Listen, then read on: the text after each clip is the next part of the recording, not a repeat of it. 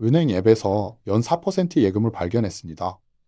1,000만 원을 넣으면 1년 뒤 40만 원을 버는 것처럼 보입니다. 틀린 계산은 아닙니다. 하지만 내가 실제로 반론을 알려면 아직 4개의 문을 더 지나야 합니다. 우대 조건을 정말 충족하는지, 세금은 얼마인지, 만기까지 유지할 수 있는지, 그동안 물가는 얼마나 오르는지 확인해야 합니다. 오늘은 상품을 추천하지 않습니다. 대신 어떤 예금을 보더라도 내 손으로 실제 수익을 계산하는 순서를 익혀보겠습니다. 먼저 광고에 가장 크게 적힌 숫자를 그대로 내 금리라고 생각하면 안 됩니다. 예금 상품에는 기본금리와 최고금리가 함께 표시될 수 있습니다. 최고금리를 받으려면 급여 이체, 카드 사용, 첫 거래, 앱 동의처럼 여러 우대 조건을 충족해야 하는 경우가 있습니다. 조건을 하나 놓치면 내 적용금리는 낮아질 수 있습니다. 그래서 첫 계산은 곱셈이 아니라 문장 읽기입니다. 기본금리는 얼마인가? 우대금리는 각각 몇 퍼센트 포인트인가? 내가 실제로 지킬 수 있는 조건인가? 우대금리의 퍼센트 포인트는 원금 전체에 더해지는 금리 차이라는 점도 기억해야 합니다. 기본금리 3%에 우대금리 1%포인트를 더하면 최종 4%입니다. 3%의 금액에 다시 1%를 곱한다는 뜻이 아닙니다. 금융감독원의 금융상품 한눈에나 은행연합회 소비자 포털에서 상품을 비교할 수 있지만 가입 직전에는 해당 금융회사의 최신품 설명서와 약관을 다시 확인해야 합니다. 이제 가상의 계산을 해보겠습니다. 원금은 1,000만 원, 예치 기간은 1년, 실제 적용 금리는 연 4%라고 가정합니다. 단순하게 계산한 세전 이자는 1,000만 원 곱하기 0.04 40만 원입니다. 하지만 일반 과세 예시에서는 이자의 세금이 붙습니다. 소득세 14%와 그해 주에 연동된 지방소득세를 합계 계산하면 통상 15.4%를 사용합니다. 40만 원의 15.4%는 6만 1,600원입니다. 세전 이자 40만 원에서 세금을 빼면 실제로 받는 세후 이자는 33만 8,400원입니다. 따라서 이 사례의 세후 명목 수익률은 3.384%입니다. 광고의 4%가 거짓이라는 뜻이 아닙니다. 4%는 세전 약정 금리이고 3.384%는 일반 과세를 가정해 내가 받은 이자를 원금과 비교한 숫자입니다. 비과세나 세금 우대 상품, 개인별 과세 상황에는 다른 계산이 적용될 수 있습니다. 같은 금리라도 이자가 어디에 붙는지에 따라 결과가 달라집니다. 달리는 처음 넣은 원금에만 이자가 붙습니다. 복리는 이미 생긴 이자가 원금에 더해지고 다음 기간에는 그 이자에도 다시 이자가 붙습니다. 다만 1년짜리 예금 하나를 비교하면서 복리라는 단어만 보고 큰 차이를 기대해서는 안 됩니다. 복리의 힘은 높은 숫자 하나보다 시간과 반복에서 나옵니다.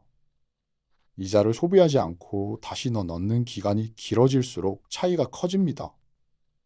반대로 매년 이자를 꺼내 쓰거나 세금과 비용이 계속 빠지면 성장 속도는 낮아집니다. 그래서 복리를 볼 때는 세 가지를 함께 봐야 합니다. 실제로 몇 년을 유지할 것인가? 이자를 다시 투자할 것인가? 세금과 비용을 뺀 뒤 재투자되는 금액은 얼마인가? 복리는 마법의 금리가 아니라 수익을 다시 원금으로 보내는 습관과 시간의 결과입니다. 다음은 중도해지입니다. 예금 금리가 아무리 높아도 다음 달 이사비나 병원비로 쓸 수 있는 돈이라면 만기까지 유지하기 어렵습니다. 중도해지를 하면 광고에서 본 약정 금리가 아니라 상품 약관의 중도해지 이율이 적용될 수 있습니다. 그 비율은 상품과 유지기간에 따라 다르므로 하나의 숫자로 일반화할 수 없습니다. 이 때문에 비상자금과 장기자금을 나누는 일이 금리 비교보다 먼저입니다. 곧 쓸 가능성이 있는 돈은 수익률이 조금 낮더라도 꺼내 쓰기 쉬운 곳에 두는 편이 목적에 맞을 수 있습니다. 만기까지 건드리지 않을 돈만 기간이 긴 상품과 비교해야 합니다. 높은 금리를 골랐지만 중간에 깨야 했다면 낮은 금리를 고른 것보다 실제 수령액이 적을 수도 있습니다. 이제 한편에서 배운 구매력으로 돌아가겠습니다. 새우 명목 수익률이 3.384%이고 같은 기간 우리 생활비가 3% 올랐다고 가정해 보겠습니다. 단순 근사로는 3.384%에서 3%를 뺀 약 0.384%가 남습니다.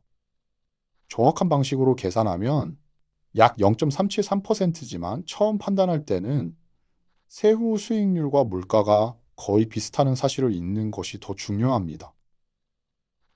통장 숫자는 33만 8,400원 늘었지만 그 돈의 구매력이 같은 비율로 늘어난 것은 아닙니다. 그렇다고 예금이 쓸모없다는 뜻도 아닙니다. 예금은 가격 변동을 크게 감수하지 않으면서 가까운 시점에 쓸 돈을 보관하는 역할을 합니다. 모든 돈의 목표가 물가보다 높은 수익을 얻는 것은 아닙니다. 어떤 돈은 안전성과 유동성이 우선입니다. 앞으로 예금이나 적금을 볼 때는 금리 한 줄을 5줄로 바꿔 적어보세요. 첫째, 실제 적용금리. 기본금리와 내가 충족할 수 있는 우대금리다. 둘째, 세전이자. 원금과 기간을 반영해 계산합니다. 셋째, 세후이자. 내 과세 유형을 확인해 세금을 뺍니다. 넷째, 만기 유지 가능성. 이 돈을 그저 쓸 가능성이 있는지 적습니다. 다섯째, 예상 구매력. 세후 수익률과 우리 집 체감 물가를 비교합니다. 이 5줄이 있으면 최고금리가 더 높은 상품이 항상 나에게 더 좋은 것은 아니라는 사실이 보입니다. 조건을 지키기 어렵거나 중간에 써야 하거나 자동으로 가입되는 부가 서비스 비용이 있다면 결과는 달라집니다. 반대로 금리가 조금 낮아도 조건이 단순하고 내 사용 시점과 맞는 상품이 더 나을 수 있습니다. 오늘의 한 문장은 이렇습니다. 광고금리는 계산의 시작이지 내 수익의 결론이 아닙니다. 적용금리, 세금, 유지기간, 물가를 차례로 지나야 실제 구매력이 보입니다. 이번 주에는 새 상품에 가입하기 전에 가족 통장 하나를 열어 5줄 계산을 해보겠습니다. 원금은 얼마인지, 실제 적용금리는 얼마인지, 만기의 이자는 얼마인지, 중도해지 조건은 어떤지, 물가를 반영하면 구매력이 얼마나 늘어나는지 적어보세요. 오늘 가족과는 이렇게 이야기해보세요. 우리 통장 가운데 금리는 알고 있지만 만기 때 실제로 받는 돈은 모르는 상품이 있을까? 숫자를 직접 계산하는 순간 광고의 금리가 우리 집의 금융 지식으로 바뀝니다.